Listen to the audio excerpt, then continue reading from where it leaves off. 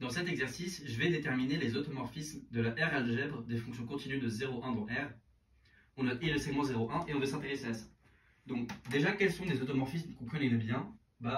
Si j'ai une fonction continue, f de I dans I, je peux regarder la fonction qui va, le morphisme d'algèbre qui à G va associer G rond F. Ok? Donc ça, c'est un morphisme d'algèbre parce que la somme des composés par F, c'est la composée de la somme par F, et pareil pour le produit. Donc ça, c'est un morphisme d'algèbre. Maintenant, si je suppose que F est bijective, en plus d'être continue, que c'est même un homéomorphisme, alors la réciproque de la composée par F-1, c'est une application réciproque à cette application. Okay? Donc si j'ai F homéo, alors ça c'est un automorphisme de réciproque G associe G rond F-1. Okay? Ça c'est bien continu, donc on a bien un morphisme d'algèbre de C de I de R dans C de I de R. Okay? Maintenant on va montrer que ça c'est les seuls automorphismes d'algèbre. Donc ça va passer par plusieurs étapes. Donc je vais fixer phi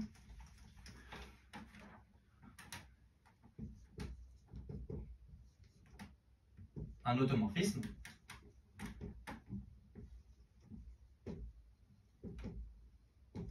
et on veut montrer que phi ça va être la composée par une application F. On veut phi qui va être égal à G associé G rond F. Donc la première étape ça va être de déterminer F. Pour ça ce qu'on va faire, c'est qu'on va utiliser le fait qu'on connaît bien les idéaux maximaux de C de I dans R. En fait les idéaux maximaux de cette algèbre là ça va être exactement l'ensemble des fonctions qui s'annulent en un point. Okay? Si je regarde un point de I, je regarde l'ensemble des fonctions qui s'annulent en ce point, c'est un idéal. Le quotient de l'algèbre par cet idéal, il est équipotent à R, okay? Avec juste l'évaluation. Donc, soit X dans I, on a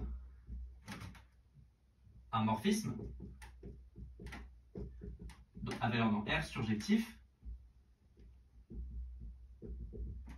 qui à F associe F de X. Ok? Qu'est-ce que c'est que le noyau de ce morphisme? C'est exactement les fonctions qui s'annulent en X.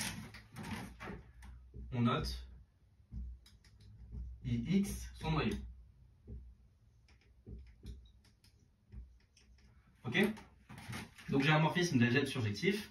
Son noyau, c'est un idéal maximal. Ça, c'est un exercice. Enfin, juste ce qu'on dit, c'est que le quotient de ça, par l'idéal IX, il est isomorphe à R par cette application.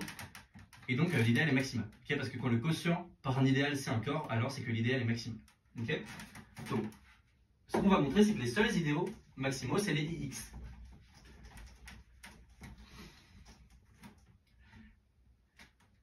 Ok? Donc, soit I, soit M maximal.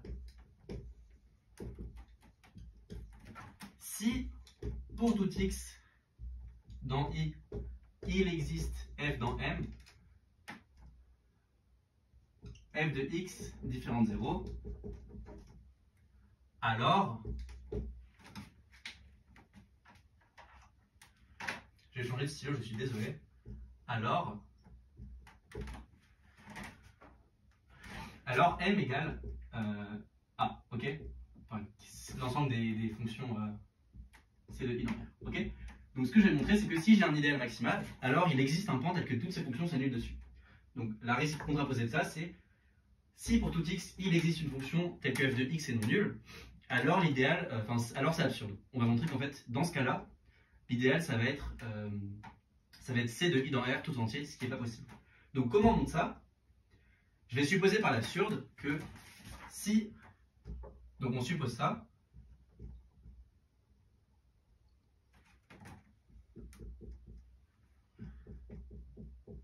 et pour tout x, il existe fx et vx, un voisinage ouvert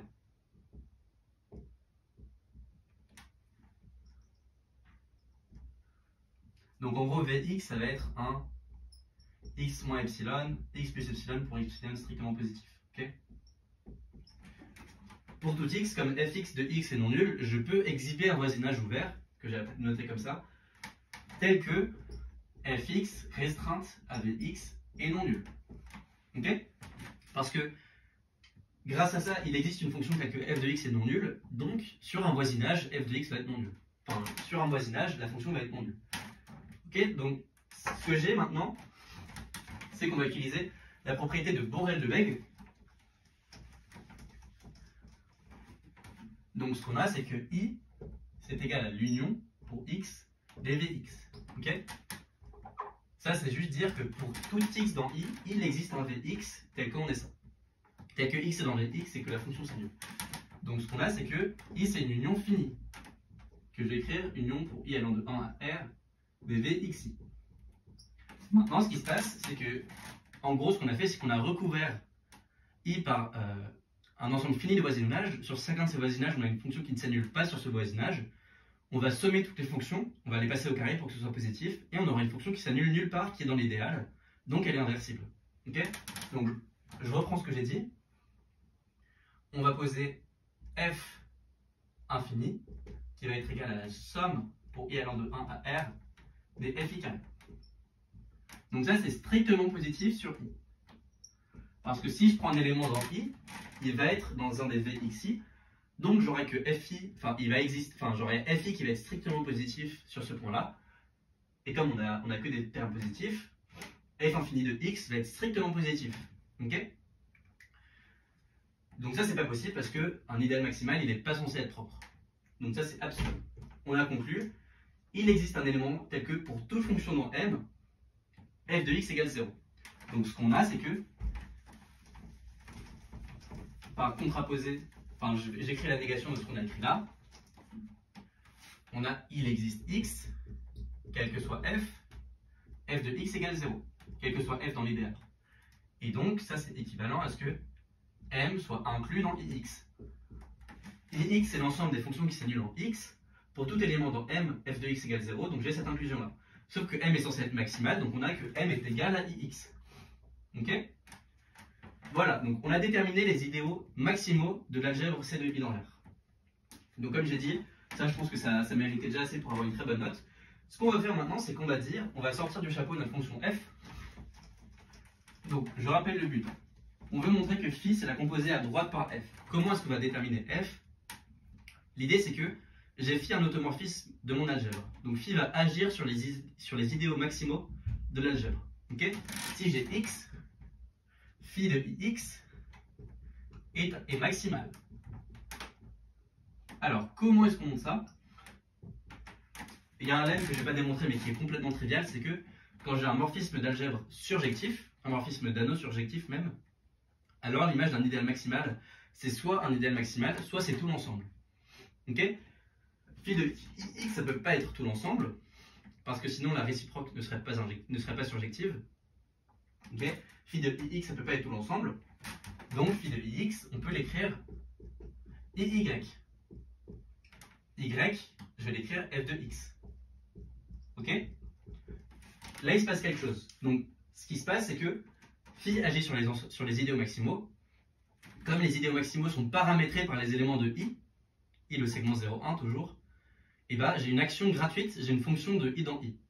Et ce qu'on va montrer, c'est que on va montrer. Donc là, j'ai une fonction, je ne sais pas du tout, j'ai aucune propriété sur elle a priori, je ne sais pas si elle est continue, si elle est injective, n'importe quoi. On va montrer que phi à g va associer g en f. Ça, c'était le but depuis le début. Et on a trouvé notre fonction f. Donc, ce qu'il faut faire maintenant, c'est petit 1, montrer que f est continu, que c'est un homéomorphisme. Ok? Parce que sinon, ça c'est pas, ça stabilise pas l'ensemble, a priori, si f n'est pas continu. Une fois qu'on aura fait ça, on va montrer que c'est en effet la composition par f. Donc, mais le point, le conceptuel le plus important, c'est vraiment celui-là. On veut sortir du chapeau une fonction continue de i dans i. On sait que les idéaux maximaux sont paramétrés par x, on sait que phi agit dessus, et donc on a une application f qui ressemble beaucoup à phi. Donc, petit 1, ce que j'ai, c'est qu'on peut associer, donc je vais montrer que f est bijectif. On peut associer une fonction f2 à phi moins 1. Phi moins 1, c'est aussi un automorphisme d'algèbre. Donc avec exactement le raisonnement, j'ai une fonction f2 telle que pour tout idéal, pour tout point x, phi de ix, phi moins 1 de ix, pardon, c'est i f2 de x. Ok. Donc ce que j'ai, c'est que phi moins 1 de phi de ix pour tout x, ça c'est simplement égal à ix, parce que phi moins 1 rond phi c'est l'identité, ça c'est égal à phi moins 1 de i f de x, donc c'est égal à i f2 rond f de x. Ok. Et de là j'en déduis que les applications sont réciproques l'une de l'autre. On a f2 rond f qui est égal à l'identité, et dans l'autre sens on peut faire la même chose. Ok. Donc j'ai montré comme ça que f était une bijection, juste parce que phi c'est un automorphisme. Donc je répète, pour tout x, je sais que ix est égal à phi moins 1 de f de phi moins 1 de phi de ix, sauf que phi de ix c'est if de x, et que phi moins 1 de if de x c'est if2 de f de x. Donc comme ça j'ai que les applications sont réciproques. Ok. Maintenant ce qu'il faut montrer c'est que f est continu. Donc je rappelle, phi de ix pour tout x, phi de ix c'est if de x. On va prendre xn qui tend vers x. On veut montrer que f de xn tend vers x. Donc, quitte à extraire,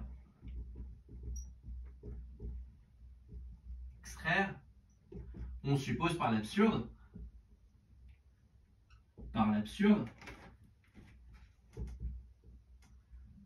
que f de xn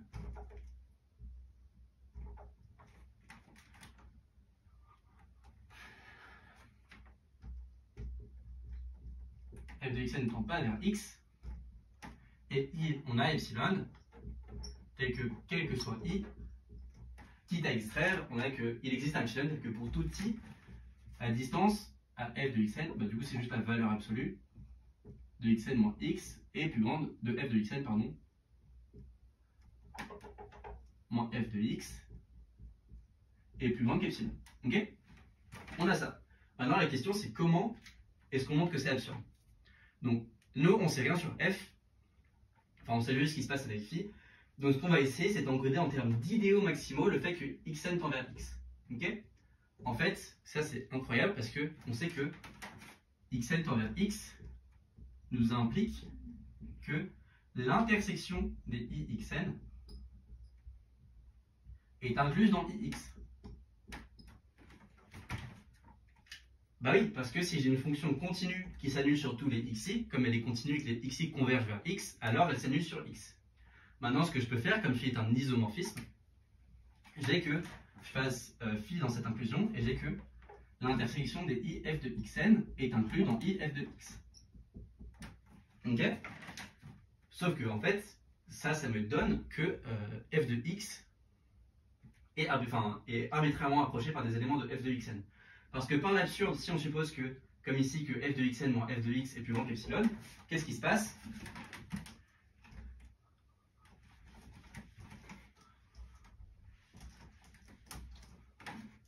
Donc je vais faire mon dessin. Là, c'est le segment i. Là, on a f de x.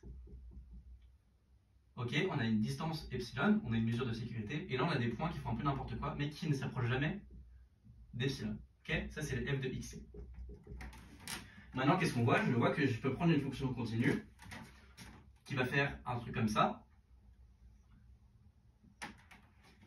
Donc, il existe g tel que g de x est non nul, mais quel que soit i, g de f de xi égale 0. Ok. Juste, je prends la fonction que j'ai dessinée ici. Visiblement, cette fonction s'annule sur tous les f de xi, mais elle ne s'annule pas sur f de x. Ok. Et donc ça, c'est absurde parce qu'elle est dans l'intersection des i de f de xn, mais elle n'est pas dans i de f de x. Et donc comme ça, on a gagné la continuité de f. Donc je répète, parce que là, c'est vraiment un argument très abstrait. j'ai xn qui tend vers x, je vais montrer que f de xn tend vers x. Donc pour ça, j'encode le fait que xn tend vers x dans des idéaux. En gros, ce que je dis, c'est que xn tend vers x, c'est équivalent à avoir que l'intersection des i de xn est égale, enfin, est comprise dans ix. Sauf qu'en passant à phi, j'ai une information sur la f de xn, et donc, en utilisant le sens réciproque, j'ai que f de xn tend vers f de x. Ok? Donc ça, c'était vraiment non trivial. On a montré que f était continue. Donc pour rappel, f est continue, elle est bijective. On ne sait pas que c'est un homéomorphisme, a priori. Sauf que sa réciproque, je l'ai obtenu à partir de phi-1. Et en faisant le même raisonnement, la fonction associée à phi-1 est aussi continue. Donc l'inverse de f est continue, f est un homéomorphisme. Maintenant, ce qu'il faut montrer, c'est que on a bien phi, je prends soit g de i dans i, et je vais phi rond g, phi de g, égale g rond f. Donc je prends x, et je veux phi de g de x égale g de f de x.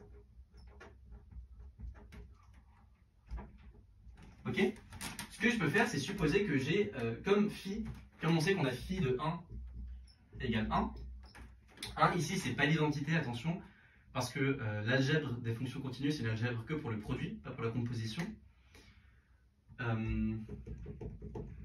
Donc 1 c'est la fonction qui est constante égale à 1. Je sais que phi, comme c'est un morphisme de l'algèbre, vérifie que phi de 1 égale 1. Donc quitte à retrancher à g de x fois 1, on peut supposer que g de x égale 0. On suppose g de x égale 0. Donc, g dans ix. Donc, g dans i f de x. Et ça veut exactement dire que phi de g,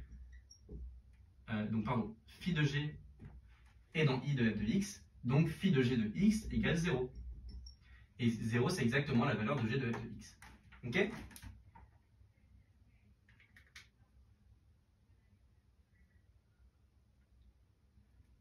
Enfin, ce qui se passe, c'est que j'ai que phi de g, il est dans l'idéal if de x, et donc j'ai ce qu'il me faut. Ok? Donc, il s'est vraiment passé des choses compliquées dans cet exercice. Le truc qui était vraiment notable et que je veux que tu retiennes, c'est le fait que les idéaux maximaux de C, de I dans R, c'est exactement... Enfin, en gros, il y a une bijection entre E et les points. Ok? En fait, ça c'est... Je fais juste une parenthèse parce que c'est un truc qui se passe de manière générale. En fait, l'idée de regarder les idéaux maximaux de ça, c'est pas un hasard. Quand j'ai un espace topologique quelconque, quand j'ai un espace X, on va dire métrique, j'ai une injection de X dans l'ensemble des idéaux maximaux.